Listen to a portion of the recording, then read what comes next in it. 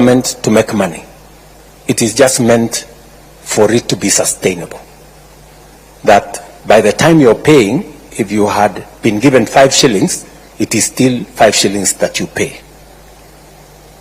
I don't know whether that is the correct position. Again, Higher Education Loans Board, you are the people who calculate the interest. Can we lower the interest, or you want us to take it up? Your Excellency, we did a study in 2015 called the NFAC study. And that study showed that for any 100 bob we are lending out, we are recovering 48 shillings only. Now, if that continues, in about 30 years, that fund will not be there. So, although we are charging 4%, and you know the inflation is about 8%, so we are losing the money on a daily basis. So, the consideration to increase may be considered maybe after this cohort of new funding model complete their course in the next 5 years, maybe. I don't think that's very good news. So I think we keep the interest the way it is. He wanted the lower interest. He didn't want a higher interest. You are talking about. So I think the interest at the moment is not sustainable. But let's keep it there as we figure out what to do next. I will take another bunch of questions. Where do we start this way?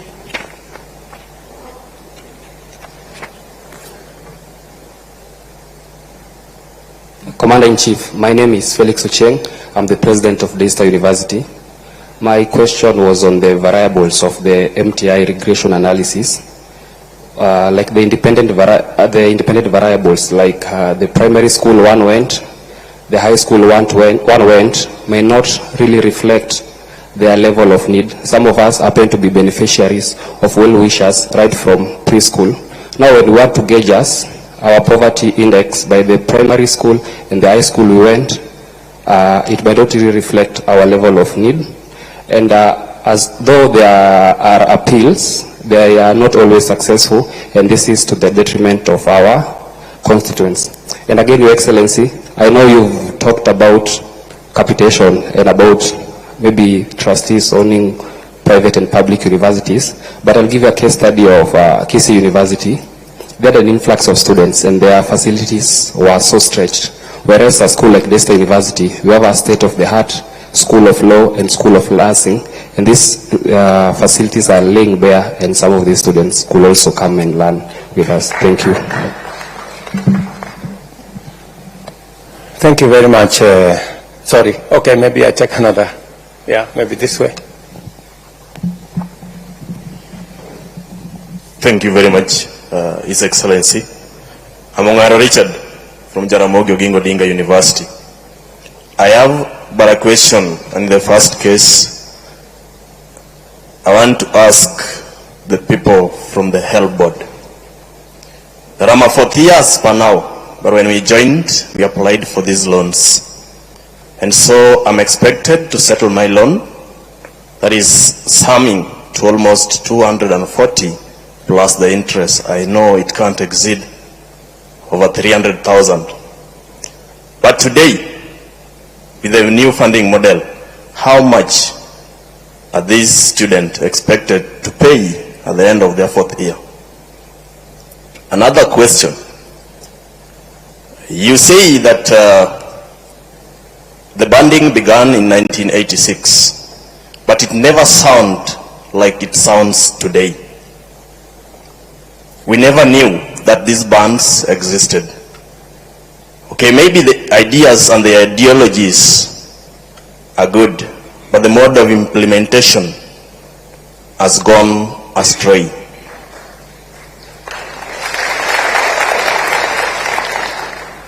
Why could you do this so that these students doesn't know or get to know where they're placed? Because as they join, they must ask, which band am I placed? So that they can know which fee they're going to pay. His Excellency, in the field of education is a place that requires silence. It doesn't require spectators or fans to cheer as we sit in class to take our exams, or a referee to be biased on the other team. Under the capacity of your office, you are capable of facilitating and capacitating the reconstruction of this new funding model to be work for us. Please do. Thank you.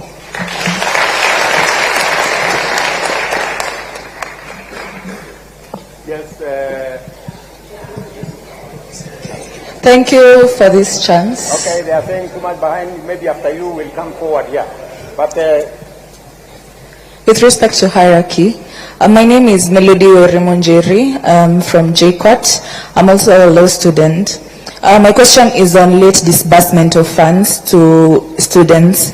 As it stands in the previous instances where late disbursement of loans to students was a common occurrence, and I happen to be to sit in a chair, to chair in a bursary committee in my university, and it's really disheartening to see students unable to do the exams because school fees has not been fully catered for by the time the exams begin. What is the government or the help planning to do in that regard so that we can minimize these instances of late disbursements to universities? Thank you. thank you, Melody. Finally, we'll do another round. Then we'll come back to you and we'll come to the people here. Yes? Who? Okay, somebody in front. I want first to acknowledge your presence as the 5th President and the Commander-in-Chief of the Armed Forces. My beautiful name that my father gave me is Kisero Junior Kennedy Otieno. I'm the Secretary General of Kenya Methodist University. And I have a few things to put across, Your Excellency. First, when I entered this hall, I like checking where I am. I saw from whatever is written here, hashtag fee has fallen. Your Excellency, the fee has not fallen, that's why we are here. So, and first thing first, Mr. President, I've been privileged to be under your administration in 2 capacities. One, I enjoyed your administration when you were an MP in Eldoret North. Oh, is that so? Yeah, we used to learn hapo Kamagut hapo chini karibu na kwenu. Yes. And secondly, I've also experienced your leadership now that you are the President. Mr. President, I can assure you they are totally different. From when you were MP, people used to go to the street to celebrate your achievements. Nowadays, we just go to the streets to demonstrate. And Mr. President, don't get me wrong in the first place. The reason is why I know when you are the President, it comes with a lot of responsibility and people to advise. And I will start off by saying those who advised in this new funding model, I will not be wrong to say there is a problem. And that's why we are here. We have to go back to the drawing board. We have to start off afresh. And my question is, Mr. President, the first question is, what was so wrong with the old funding model that we could not sit down and amend it? Because even a constitution of a country, you just don't wake up one day and bring a new constitution. We always go and say, hii clause imetufinya kidogo kama wananchi. We go to the parliament, they amend it, and they take it to the president to ascend and sign it. So I feel we should go back to the old funding model and amend it. Because, Mr. President, we don't lack stakeholders, we don't lack resources. These people sitting here, watu wanafanya law, nursing, medicine, there are brains here which can sit down in those panel and say, where did we go wrong? First, I want to acknowledge that the new funding model has got good ideas, very brilliant ideas, but the implementation is very wrong, and it's not pleasing based on the fact that there are also challenges from the HELB. You know, when comrades sit in the same room with the HELB guys, it's a miracle. But we are very happy to sit down with them and discuss in your presence. Mr. President, I want to also talk about, I come from Kemu, which is a private university. And my question there is in, you have spoken, I've understood what you have said in regards to scholarship and the loans. Comrades, kama SG wende mtu wa mkono. I have my president here, Masai Chebet. You know, comrades come to you and tell you, Kisero, we have been placed in this band. And people are really suffering, Mr. President. And my question is, why then do COOPs have to place them in private university if they can't be sustained the same way as those in public university? And in that regard, Mr. President, I acknowledge that you have said the government, this is my chance with the Mr. President. You have acknowledged that the government said it has debts, and my university is one that is in the same category. Tunadai the government. They have been so lenient enough to allow students to learn with the limited resources they have. Tunaomba tu hata kidogo ndio university iendelee kufanya kazi, because we need to learn, those who we are there in Kemu. Then, Mr. President, recently you were awarded beautiful degree at Baraton University, if I'm not wrong. Yes, honorary. Honorary. Yes. Degree at Baraton University. And there was one picture that really took my attention. I know most of you saw the picture. There was a little girl called Naomi who was in the midst of graduates, and he was there admiring all the graduates, the beautiful gown. Then I asked myself, why does this new funding model want to kill the dream of that young girl of one day graduating?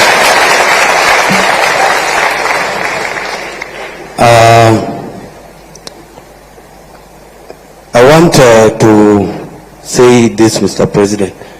As the commander, I first started by saying I acknowledge your president as your presence as the 5th president and the commander-in-chief of our defense forces. And one of your roles in that regard is to act. Please act, Mr. President. We beg you. Please act. Then lastly, namalizia kabisa. Lastly, Mr. President, we don't have to go to the street when we can resolve this thing here today. Ama namna gani wangwana? Yes. Because we also don't like going to the streets when we can solve things at the table. We are ready to be part of the discussion. We are ready to listen. We are ready to work and ensure that we change this. But the bottom line remains, let's go to the old funding model. Amend it to what you wanted to achieve with the new funding model. Thank you so much. God bless you.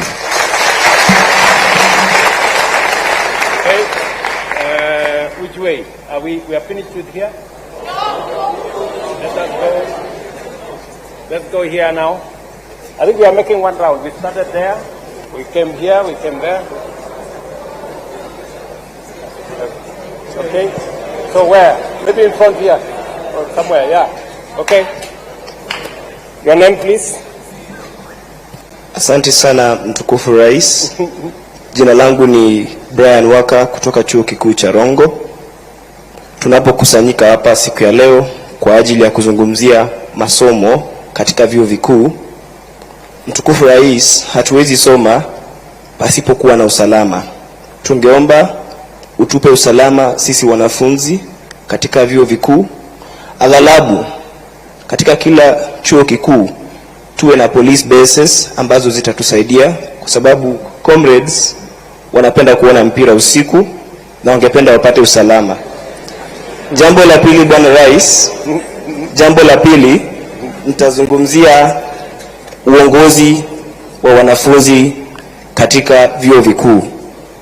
We need a student body, an active student body that will fight for our priorities, and our grievances in that commission, or rather that committee that you set for academic, or rather to do investigations on how we are going to better our learning programs and institutions. Therefore, Mr. President, tuko hapa viongozi kutoka vyuo vikuu mbalimbali hapa nchini Kenya, na hivi karibuni tutazindua chama chetu, na tungependa Bwana Rais, katika baraza lako uweze kutupa fursa ya kuweza kuwa na mwakilishi wetu ambaye ataweza kuleta mambo ambayo yanatusumbua kule kwenye ground. Mimi napenda sana naibu wako, huwa anatuambia kwamba yeye anasikiza ground akikuambia. Kwa hivyo, we need also someone in that committee that will help us bring our ideas on the table. Thank you so much, Bwana Rais. Asante. Thank you very much. I think those are 4. Let me answer those ones again, and then we will come back to another round of questions. Felix Ochieng, I think right here.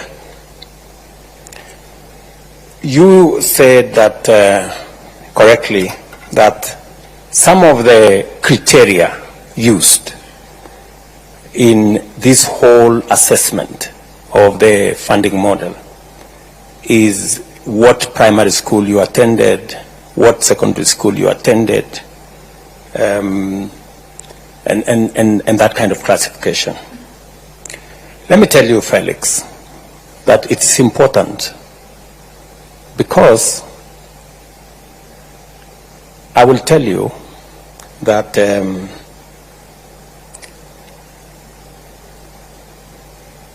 any student who attends a national school has 85% chance of joining a university. In other words, I'm telling you that 85% of all students who go to a national school go to university.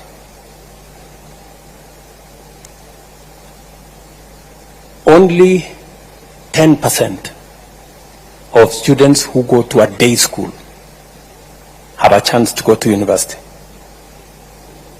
So when we find a child who has gone to a day school in some rural place, we give them a leg up, because it means they have to work extra hard to be able to attain the same grades. Because in many of those institutions, as I told you, Felix, they don't have laboratories. Many of them have very inadequate number of teachers.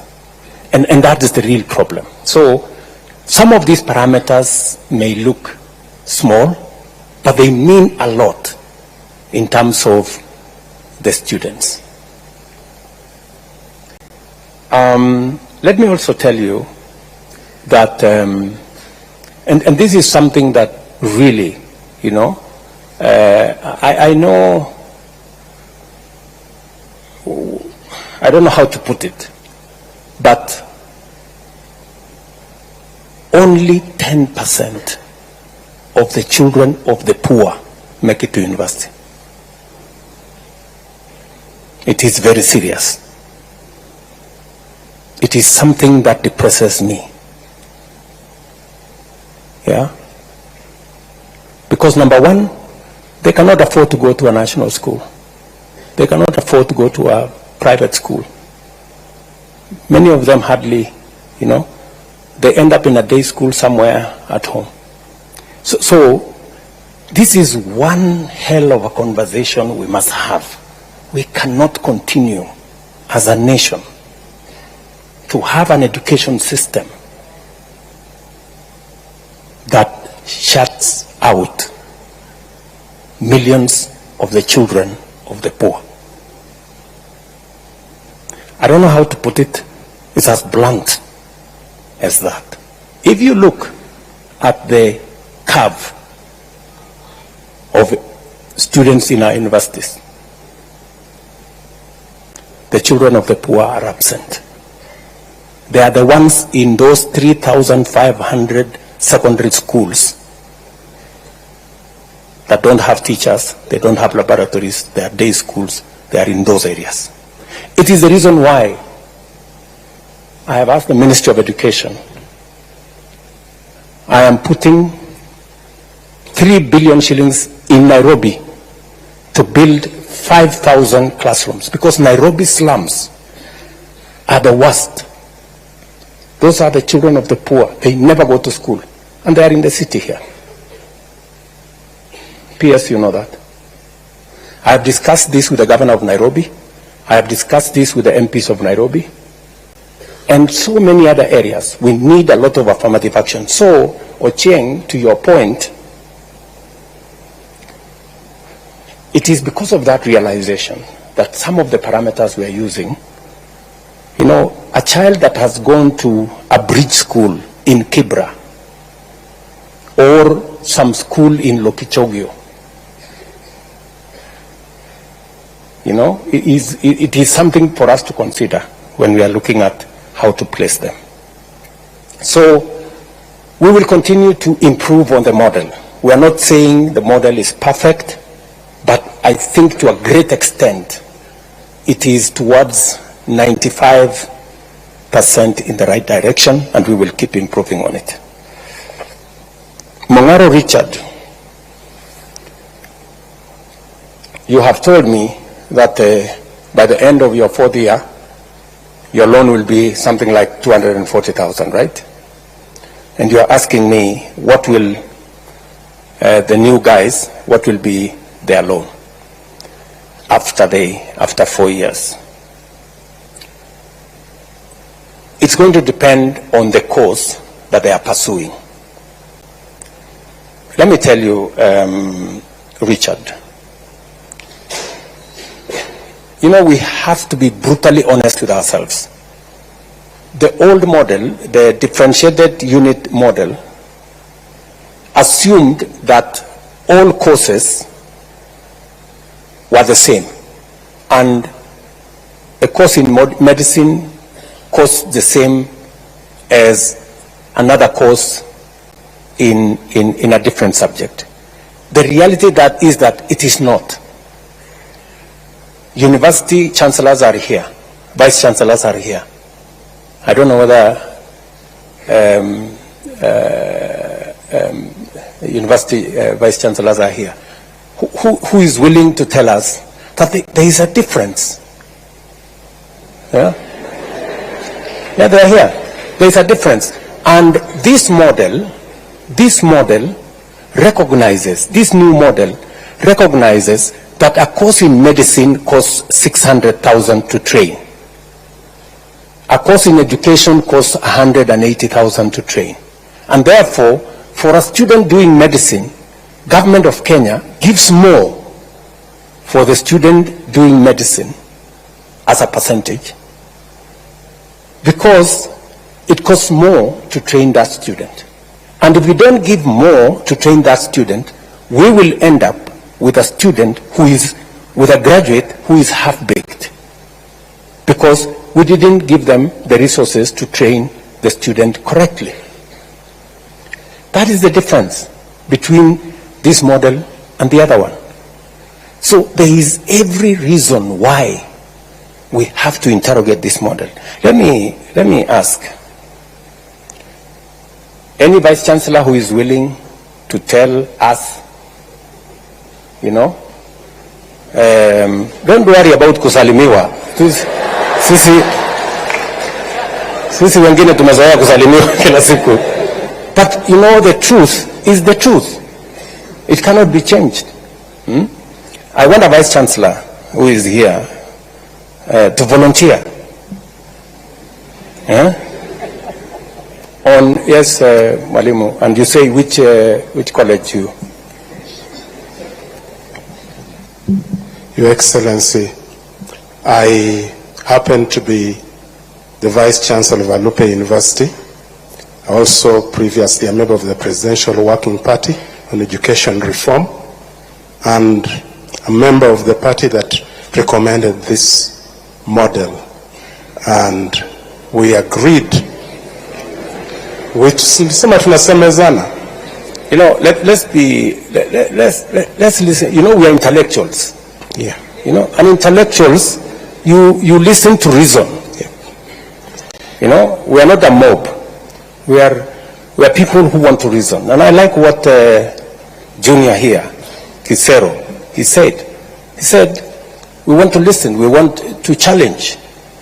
You know, and we want to be part of the solution. So let us listen. And you can challenge what the professor is saying the same way you are challenging what I'm saying. I mean, it's the right thing for intellectuals. Professor. Your Excellency, I'm going to pick on a course in my university, which we are beginning in September, and that is a Bachelor of Science in Nursing. A Bachelor of Science in Nursing. In preparation for that program, we've had to spend almost 3.8 million to prepare equipment for nursing, even before we start. It's not the same as preparing students for teacher education, where I need the 4 walls, I need a micro-teaching lab, which does not cost even a quarter of what it will cost me to prepare a nurse. And indeed, the skills lab for nursing alone, even when Q was telling me I'm ready, they have still been given other things to buy, are going to cost me 1.67 million. So preparing a nurse is very expensive. And so we cannot have the same cost for preparing a teacher, preparing a doctor, preparing a lawyer, like the differentiated unit cost was doing. Indeed, colleagues and our students who are here, some of our universities were paying us 60% of our salaries using the old model. But right now, if I am able to get the correct banding for my students, Your Excellency, I'll be able to support even capital development within my institution within the next 2 years. And that is the truth of the matter. I will not have to beg for money and ask for money and wait for capitation. But I do take on board your concerns about the correct banding, so that there is a normal curve depending on how we deal with our students. So, Your Excellency, I will say all courses don't cost the same. And our students should appreciate that if we get this money and we don't do our best with that money, then we are responsible for what is going to happen. Thank you, sir. Thank you very much, Professor.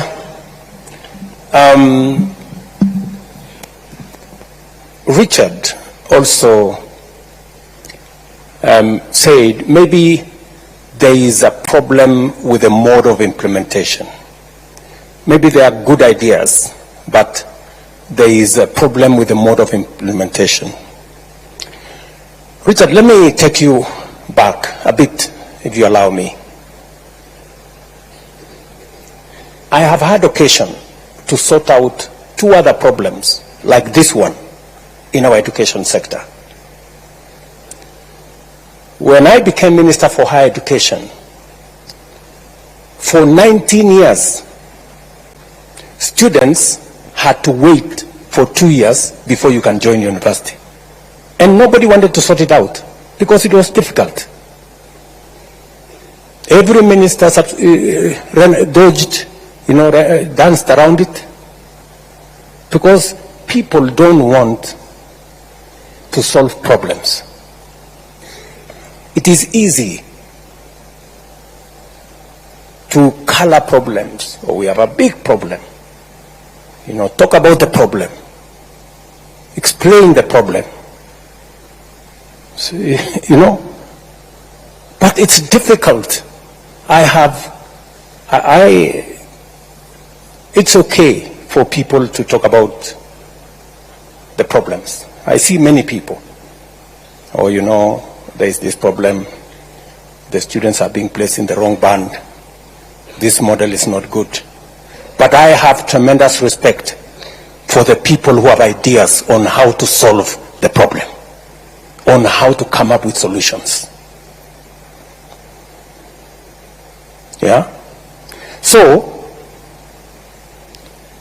I sorted out the problem of university students having to wait for 2 years. It was difficult. I was called names. People said I was going to destroy the education system. But we were incurring huge losses. You know, a student finishing Form 4 and waiting for 2 years, many of them, by the time they were going to university, many of them had dropped out, others had gone to pursue other things, some of the girls had gotten pregnant, you know, and it was just chaos. So I took it upon myself and drove a program that eventually, in 1.5 years, we sorted out the problem. Number two, we had a big issue, a big conversation, as I told you earlier, about education and the absence of technical education in our system. I took it upon myself, and I am very proud today that from 30,000 students in our TVET, we today have 700,000 students, and we don't have a skills gap that existed before. Again, it took a lot of courage. This too is one such challenge. I'm asking you guys, let us solve it together, the way Junior here said. And we can do it together. We can do it. So,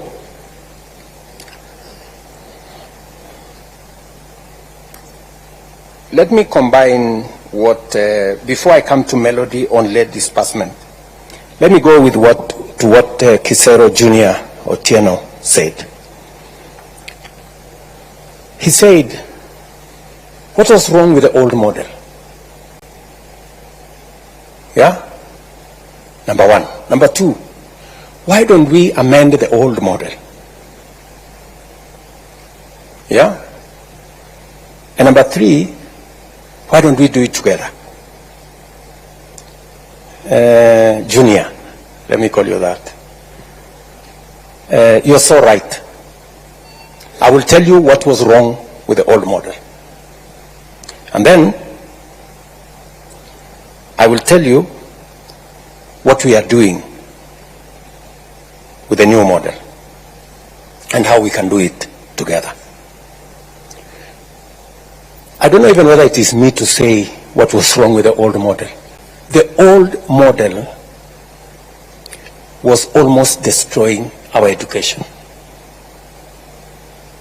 Because, number one, it assumed that all the courses were the same. Number one. It also assumed that government had the money to pay 80% for everybody, when it did not. And the results were disastrous. Scott Theological College, a university, closed down because of the old model. Many universities here, when I came into office, because of the old model, 23 out of 40 public universities were bankrupt. And if you are going to a university that is bankrupt, explain to me what kind of education you are going to get from a university that is bankrupt. Friends. And are there university chancellors here, vice chancellors here who know how serious that is? What was the situation? Yeah? Are they here? Vice chancellors, say many. You know, if the old model was working, tell these students the old model was good, and you know, let's go back to the old model. Yeah. So the vice chancellors are here. Any vice chancellor want to tell us? Yes. Who? This lady here, or? Oh yeah, here from Embu University. Yeah. Thank you very much, Your Excellency. I want to say that, indeed, as you've said, the old model was killing our universities. And I stand here on behalf of all the universities because I'm the chairman of the Vice Chancellor's Forum, and therefore I can talk on that mandate. And I would want to say, as of June 2023, 23 out of the 40 universities were technically insolvent.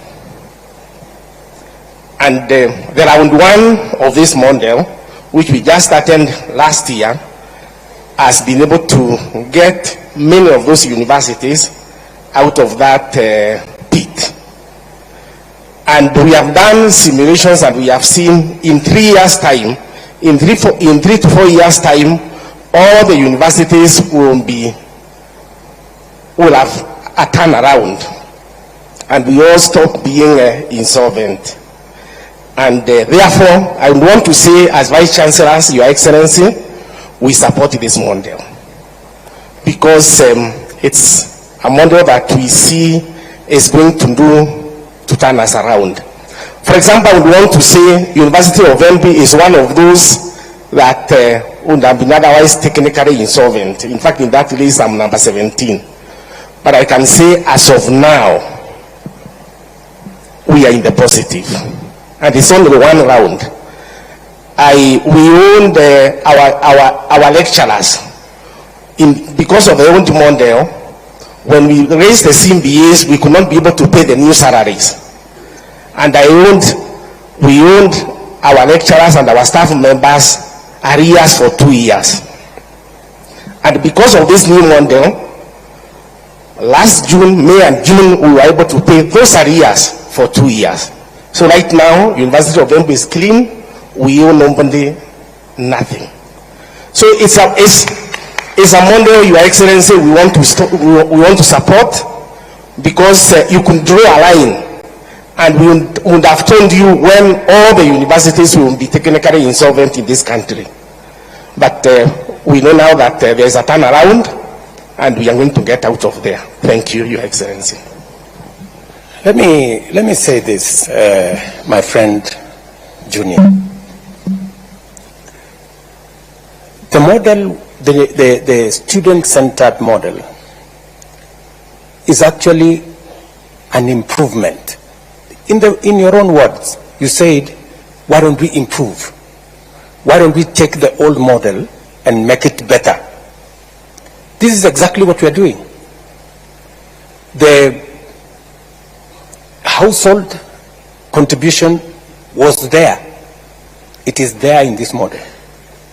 The scholarship was there. It is there in this model.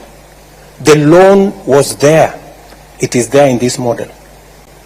The only difference we are making is that we are looking at how do we make children from vulnerable families, how do we assist them?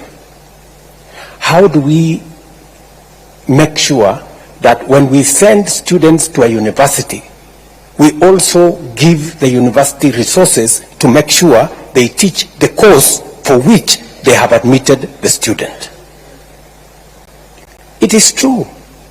I mean, it is a fact that it doesn't cost the same to teach one course as against the other. And this funding model is sensitive to that. It is also sensitive to students who come from vulnerable families. I know I have been accused, correctly, that I sometimes think too much about poor people, and I push, the rich people to do things for the poor ones. But I mean, that is society. I don't know how to put it. But anyway, that's that. So, you have just told me, Junior, that among the universities that we owe a lot of money is KEMU, your university, right? Do you know why we owe KEMU a lot of money? It's because of the old model, which you are telling me, let us go back to the old model. How will KEMU get out of the hole? If we continue with the old model, it means KEMU continues to accumulate debt. You know, friend, let us deal with this as openly, as transparently as possible. You know, the vice chancellors who are sitting here are not madmen and women. You know, for them to agree for us to work with this model. They've seen what happens with the old model. They participated. We worked with them.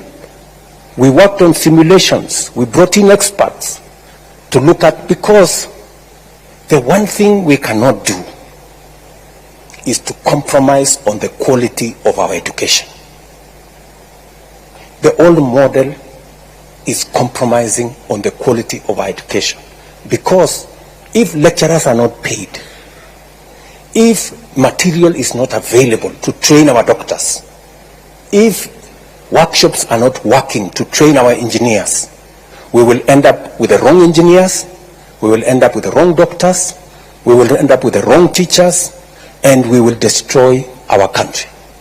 It will be very reckless of us.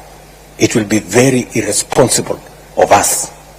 Me as president, these vice chancellors as managers of our universities, you as students, for us to accept to walk a path that leads to the destruction of our country and our education, for that matter.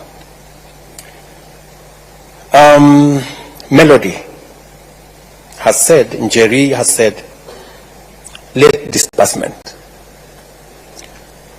I agree with you. That is part of what brought us to this very unfortunate situation. The reason why we put together this new funding model is so that we are clear on what our requirements are. And I have made a deliberate decision that I'm going to invest more money in education. Because if we don't get education right, we will get nothing right. Because everything will go wrong. And I don't want to throw money at a problem. I want us to invest money in a plan that is well thought out. Because I would have just decided to put money, but you put money in a model that's not working, you don't solve nothing. It is the reason why I invested a lot of time, I brought in a lot of professionals, and I am willing, just the same way, Junior, you said, bring forward ideas. Let us look at this model again. If there is any improvements we can make, if the student body can come up with improvements, let us subject it to scientific evidence, and let us see how we can improve it. The improvement is what we are doing. We are improving on the model that was, to make it better.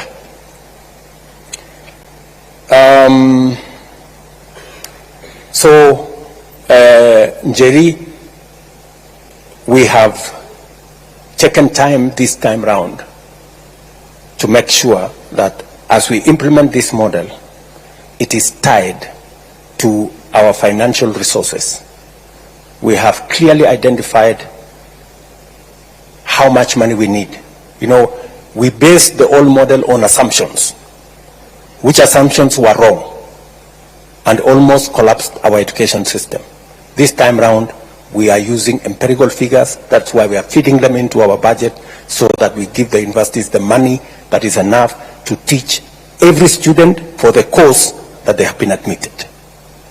It is not necessary for us to tell a university, teach for us this doctor, and we have given them money enough to teach a teacher. It is not right, because they will not do it. And if they do it, we will end up with a half-baked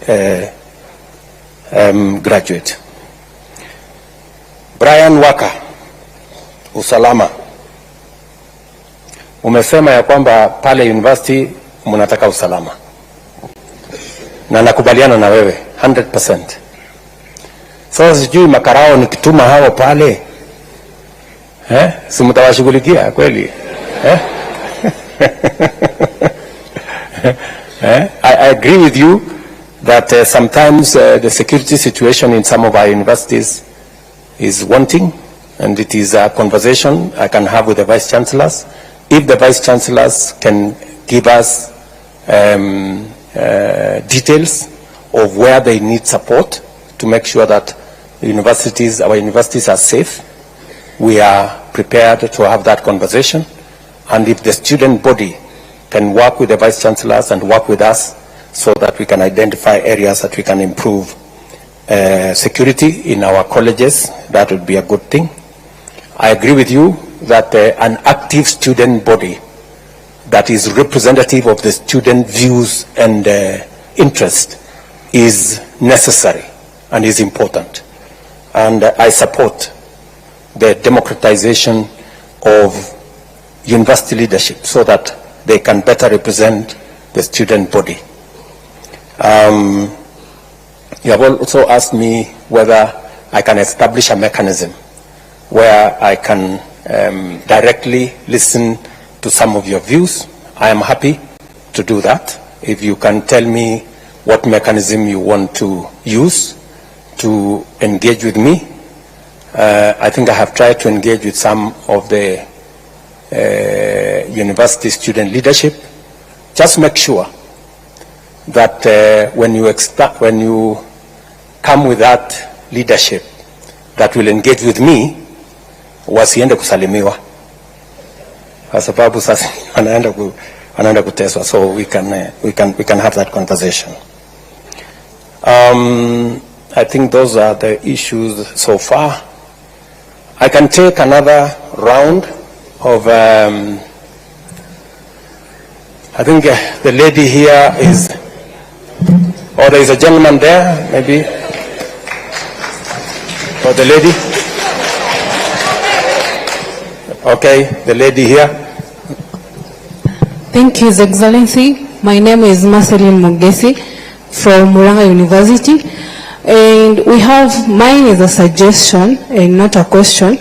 We have funds allocated to the constituencies to provide bursaries in the constituency level. Why can't these funds be given to help to increase the scholarship part and reduce the loans given to the students? Thank you. Thank you very much. There is a gentleman there. Maybe we can... A minute. Okay. Viva comrades, viva. Viva comrades, viva. I am Gishangi Gitonga, the JCOT Secretary General. And Mr. President, for the entire time I was sitting on this seat, it was becoming hotter and hotter for the simple reason that by every minute I'm receiving phone calls, because before I came here, I engaged my people from JCOT and they told me if I did not tell you the truth, they would impeach me. So allow me to be as candid with you as possible. Mr. President, my first question, and one of the biggest questions my people have been asking me, is why the rush? Why the rush in implementing a model that has a lot of technicalities? Why the rush? Because I am a financial engineer, and as you have said, the issue of the interest rates is determined by actuarial scientists. But the model in itself has a lot of issues up to this moment. So even if we had all these issues coupled together, you've given a lot of sad stories of people not making it to campuses such as the Scott Bible Institute being closed. But Mr. President, we have a lot of people being affected right now. When we were at Naivasha, Mr. President, once we left, we felt like rubber stamps. Naongea ukweli, comrades. For the simple reason that after that, a report was given in Naivasha. We had a summit in Naivasha around June. And the report that came out is that we had agreed to the model. And our comrades were really angry with us, Mr. President. So we felt at that point like we were being set up. Like what we are telling the people is just for formalities. And we have spoken in a lot of forums, Mr. President, but I believe you have already noticed that people are not clapping much to even the best of points, because there's a general tiresome. There's a general exhaustion among the people, because we are usually given a lot of promises. We will come to forums such as this, but you know that very little of it will be implemented. And Mr. President, We also know that corruption is the biggest public expenditure. And before you came into office, there were people you came into office with who had corruption scandals. But once they got into office, they became suddenly people of integrity. And Mr. President, in as much as we are discussing education, we know that the help decries of the, you've even told us, and it's also something I take issue with, while we were with you at State House, you told us that the debt was around 70 billion or there was a time you told us 70 billion, a time came you told us private universities have 51 billion, and today you said 180 billion, and as a financial engineer, I'm finding it a little bit hard to reconcile all these figures, Mr. President, so you could also state it a bit more clearly over that. But the HELB and the PS of Education has told us severally that the public institutions had debts and all such kinds of stuff. But we have seen exposés on Twitter, exposés by the Auditor General, telling us that a chair somewhere cost 3.3 million, Mr. President. I will not rush to criticize anything of the sort, but you know that corruption is a big expenditure in this country. What is your administration doing to ensure that corruption ends in public institutions? Mr. President, you are using 9 beaters to classify people. Once again, I'm a financial engineer and I take keen interest in numbers. You use 9 factors to classify people. Now explain this to me. We have a parent earning 25,000 shillings. And the firstborn has made it to JKUAT to do financial engineering. But this family has 7 people. It has 6 siblings under the person who has made it to financial engineering. So, under what category does this person fall? Let's even say it's 50,000. This person lives in the CBD at a place where the life is very expensive. So, under what category does this person fall? Or will we have the same thing repeating itself of that girl who was looking at the people with graduation gowns? Because the firstborn, yes, made it to campus and they found a new funding model and they appealed because they were placed in band 5. But unfortunately, as you've heard, we have, let me confirm the numbers, we have 26,000 appeals. And also as a financial engineer, I know that not all appeals usually go through as they ought to because of the system glitches. Mr. President, kindly explain to me where this person should land, because among the 9 beaters, the issue of the siblings and probably the dependents around that family, because some of these families adopt people not because they have too much, but because they have compassion on the people in the society who the government is unable or unwilling to help. Mr. President, we also have the issue of a defunct KUSO. And Mr. President, I love what the gentleman who has spoken in Swahili. I must first commend him because of the perfect grammar. Of the issue of, I do not know if you know anyone who represents other campus students. Because, comrades, do you know anyone who represents you? Do you have anyone? So, Mr. President, I would like to urge you to probably constitute something that will even be recognized by the government, because as students we have been crying, as student leaders we have been crying for a very long time of people who are there to just by themselves cast, Mr. President, people who are there not to represent our will, but they are own. People who are there for their own stomachs. And these are the people who you are striking against. Mr. President, people in this room are angry because of 2 people. One, it is you. I've told you I'll be impeached if I do not tell you the truth. My constituents told me that they feel, and I will put this as respectfully as possible, that you advise your advisors because of the issues. For example, let's say the issue of the new funding model. Mr. President, the only person who has explained the new funding model in the best way is you. So my constituents were asking me, as in, shouldn't the people in charge of that ministry be able to put it better than the president himself? The other person that the comrades are very angry with is in this room, seated somewhere in front, Mr. President, somebody who has been claiming to represent our interests. But comrades, does that person represent your interests? Does that person represent your interests?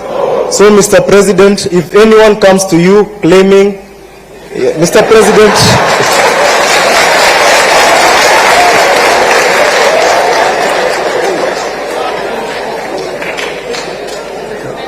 the comrades are telling me to tell him to walk out, but we are here for peace, Mr. President.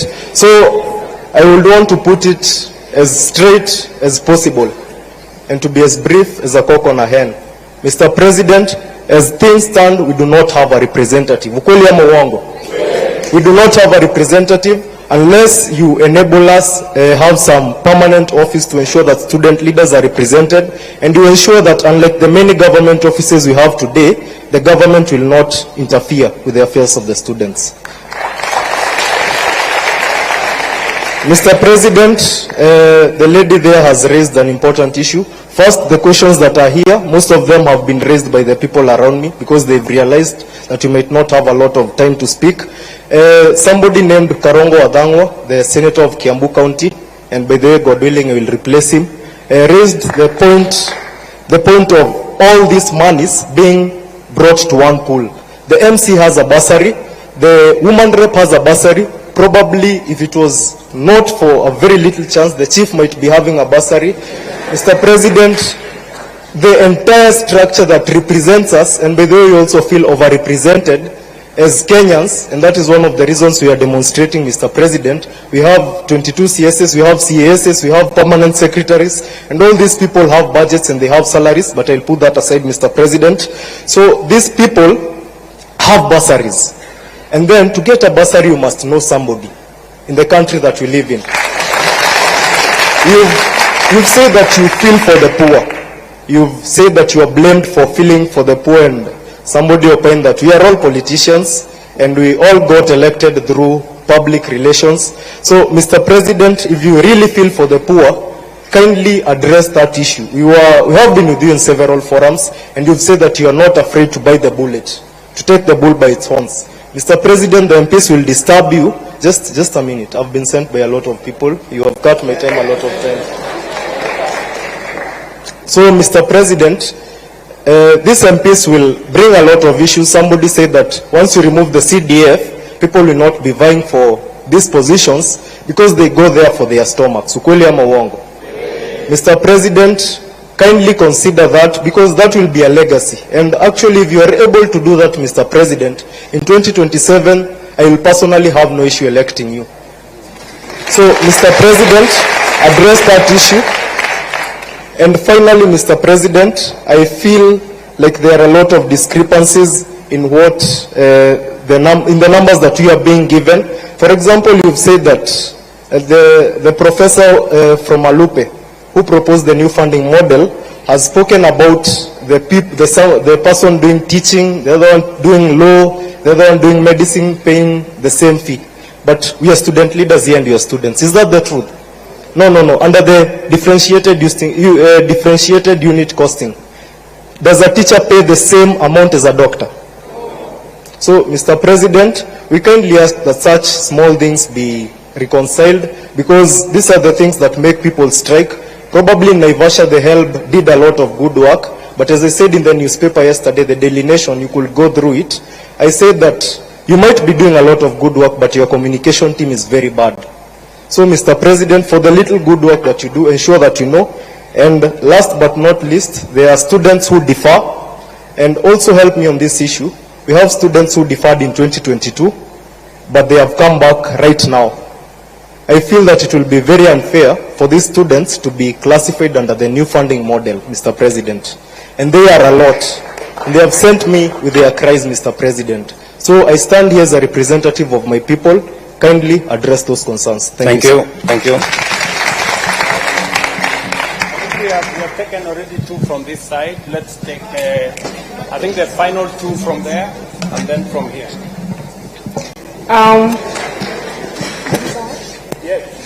My name is Mwangale Agneta Nafuna, Director of Social Affairs and Special Needs, Moi University. Allow me to recognize the presence of my Vice Chancellor, Professor Sanga Koske. One major issue that is really disturbing me while sitting on that seat is that we all know that in this country we have a bigger number of people who are poor. All of us knows that, right? I am very much devastated to hear that only 12% of the whole population of the students in this country are placed in Band 1. If we really, Your Excellency, can do something about this, we can appreciate, because there is no point of giving 12% of the whole population to Band 1 and expect that the other people will just have to appeal. Why would I say this? It's because when giving 12%, you know very well, or the team knew very well, that you have a lot of poor people in this country. So at least they will have at least given a bigger percentage to these people, and at least consider also those people who are earning maybe middle or who have bigger salaries. I believe that in this meeting where we are seated, we have to be having at least 50% of the whole population placed in either Band 1 or 2. Then the little number of people in this country who at least can acquire what they need in life to be placed in those other bands, at least 50%, so that it can strike a balance. Number 2, Your Excellency, as Mongale, I believe that you really wish well for our university. And I know very well that you have the interest of those people who are needy in this society of Kenya at heart. And I would ask this for elaboration kindly. The other day, the directive was given that students will just go join to university, then without even paying anything. Let's reason out, how will it be when students are in university? Yes, they have not paid the money, they need services. We have workers, we have lecturers, and all other stakeholders that really need to be paid. Of course, there are basic services that you really need in our university. So, how are the university going to manage this? If I said I only need a clarification. Then, Mr. President, I will also need maybe some explanation on this, the placement. Of course, everybody is saying the funding model is the brilliant thing that has ever happened in this country. But now the problem is its implementation. In a case where, of course, we have parameters to place these students in Band 1 to either Band 5. But now how is a kid, maybe whose parents have separated informally? Of course, lately we are having a lot of broken marriages and everything. Of course, you can find sometimes even children end up remaining on their own, or maybe staying with their grandparents. As a student, or as this kid, how are they going to present themselves? How are they going to defend themselves when it comes to their placement? Because they don't have anything to show. Thank you, Magineta. You have asked 3 questions. I think it's only fair that we stop there. Thank you very much. Maybe we can give one more person up Mbele, or maybe this guy at in front here. To His Excellency, Mr. President, all protocols observed. I am Nick Okoth from the Aviation College of Mombasa. My concern towards the new funding model is drawn to the situation where you have got twins. They are joining the campus at the same time. But then during the placement, you realize one is placed on Band 1, and the other finds herself in Band 5. How do we handle such kind of a situation? Thank you very much. Can I have, maybe we can take 2 from this side, and then we can take two from that side. A lady and a gentleman. We have a gentleman right behind there. Yeah, thank you, Your Excellency, for creating this opportunity. I'm Faustin Wandera from African Nazarene University, and by God's grace, I'm serving as chairperson of the Student Council. Your Excellency, African Nazarene University is a private university. And under this new funding model, we feel discriminated as private universities. I am yet to be convinced, as much as you have explained to us this funding model, because of the following reasons. Maybe you can help me to understand if you answer these two questions.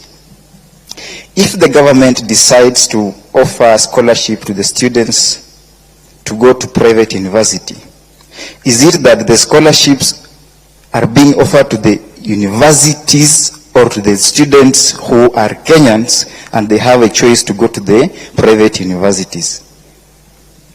Number two, Your Excellency, if I believe the funding model is running, if this model is going forward, then we are being forced as the student leaders in private universities to also find the solution. Just the way you committed to the people of Kenya, I also committed to the students of African Nazarene University that I will have to make sure that also your needs are met. Your Excellency, if this model goes on, I have a solution. We have a solution which is an initiative. It is called ASOSI, that is African Nazarene Student Organization Scholarship Initiative. Now, as the Student Governing Council, we will be forced to offer the scholarship to the students in the institution. Therefore, I have to ask that under this initiative, kindly, Your Excellency, can I get from you in your capacity 20 million to give scholarships to the students? If yes, Excellency, I can give you a bank account for African Nazarene University right now. You can just send the money there. We will allocate with the team and we will give the report to you. Thank you. A lady this time round. Let's get a lady. Hello. Hello. Yes, I'm Teresia Nzisa, and from Taita Taveta University, Special Needs Secretary. Then mahali hapa mali nimeka, tulikuwa tumekusanyisha maswali kwa Omar. Then anezongea juu nimepata mic.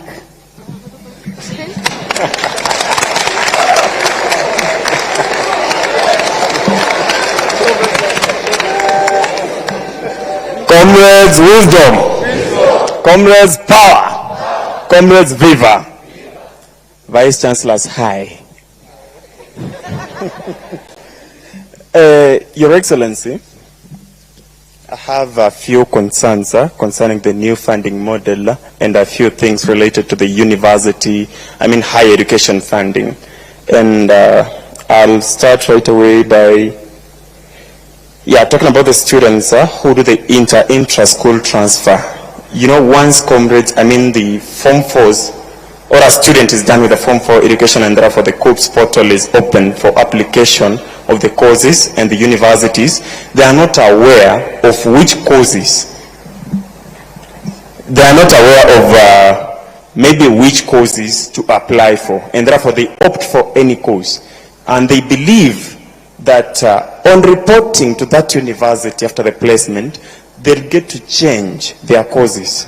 But now this has become a problem, because on changing the programs, the funding, I don't know, the funding board or the government, an example of the 300 students in Pony University who transferred their courses, and therefore, up to now, their fee has never reflected.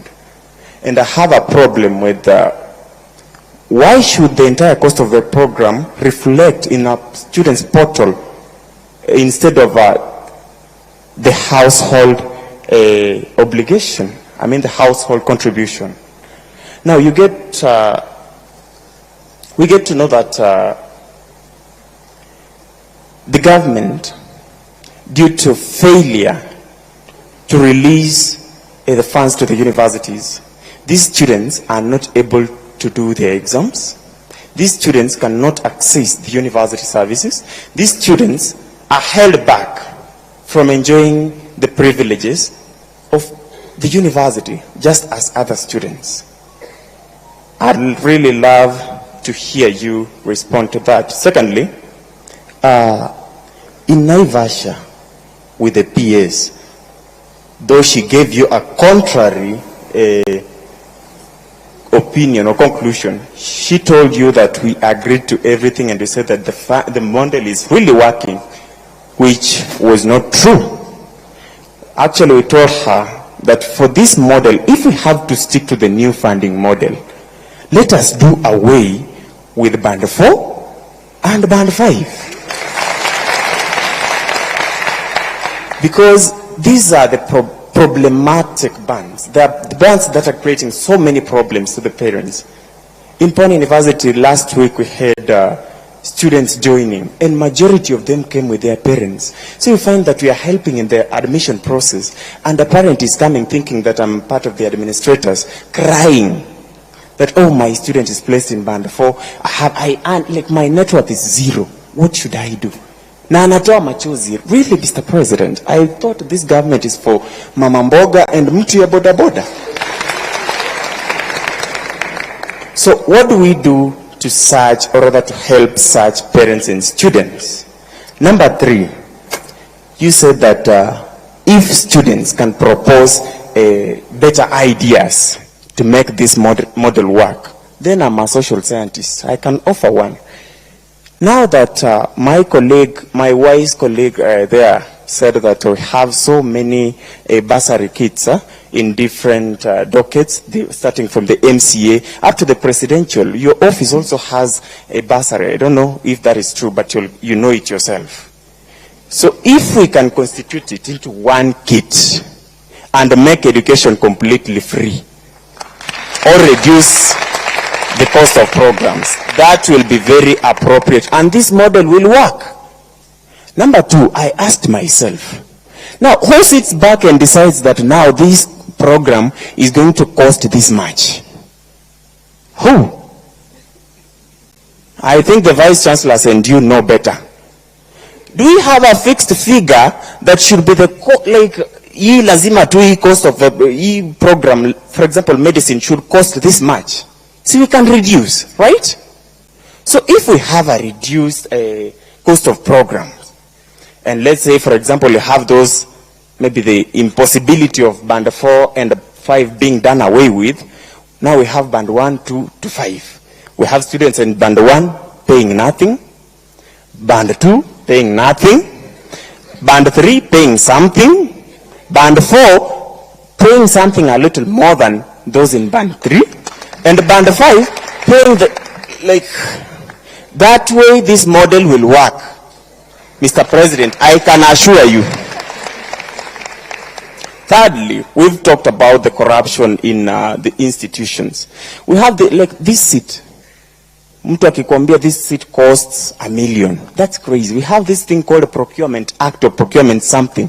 Like each and everything has to be procured. We have those procurement officers. Those are the sources of corruption. Mr. President, if you have to do something, then start with doing away with those offices. How the hell can we have a seat here costing $1 million when we know the actual price?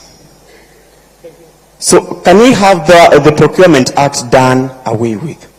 Thank you, Mr. President. Thank you very much, my friend Omosh. Is that your name? Omosh? Omash? Oh, my name is Omar. Omar. Okay, Omar. Thank you. Let's take 2. I am informed that we are running behind time, but I will take 2 more. Yes, my sister. Okay, Kalen Karemi, the Vice Chair of the East African University. Mine is on what you have said about the private universities. For example, let me give you a case of myself. I studied in the village a day school. Let me recognize the school St. James Kiarida. At that time, when I managed to get a C+ to join the university, but when I was going to apply through the COOPs, my C+ could only admit me to a private university. So you find most people, the cluster point is high for the public universities, and yet they'll be, when they are going to apply, they'll be placed in the private universities, and you have said you can't offer the scholarship. Right now, for me to pay the 19,000 that I'm paying in the private university I am, my parents are really struggling. That is for a fact. What if that parent of that student in the same case as mine, who is in a day school, is going to pay the same 80,000, 90,000? With that student manage?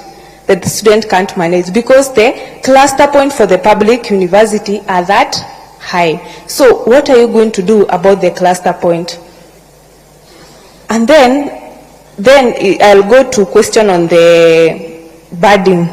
We say, for example, a Maasai who stays at Narok. That person owns 100 cows. When I'm going to apply for that as where I studied in a day school, I'll be placed in band 1. And 100, you sell that cow for 50,000. The net worth of that person is 5 million. And that person will be placed in band 1. Reason being, the person is from the Maasai. They are known for those people who doesn't have, sorry to say that. Sorry to say that. And yet, that person, when that person doesn't have a KRA to feel about the parent when applying for the help or whatever, and yet that person net worth is 5 million. And that person will be placed at band 1. And then there's a case, someone from JQuad said that person is earning 25K. Are we fair on that? Yes, that is my question on the cluster point and the... Thank you. Thank you, Karemi. I think we give this chance to a gentleman.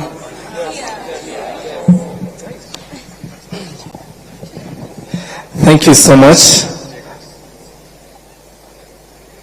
I'm Vincent Tarus, the president Moi University, and I'm also a finalist doing medicine and surgery. Okay, thank you so much. Number one, Mr. President, I'm really not happy at how we were discussing figures of expensive courses. Yes, it's true that the government is paying a lot for students doing the expensive courses, but we also have to look at it from the student side. And these are the figures. I'm going to use figures for a student doing dentistry. And of course, with these figures, you could estimate those who are doing medicine, engineering, and all those expensive courses.